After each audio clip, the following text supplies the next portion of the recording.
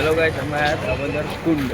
દામોદર કુંડ તમે જુનાગઢ આવો તો અહીંયાનું ભૂલતા નહીં. બાર મે જાઓ તો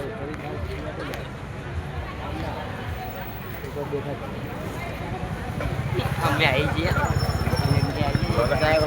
લઈ લો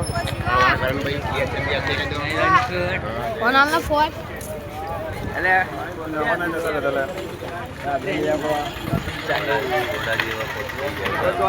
આપણા બ્લોગર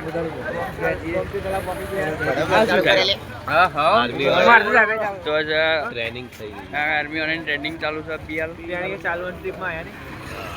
ટ્રેનિંગ ને ટ્રીપ બે થાય છે, એટલે મોજે કરવાની ને સજાઈ કરવાની બે અંગાત. પેલા મંદિરમાં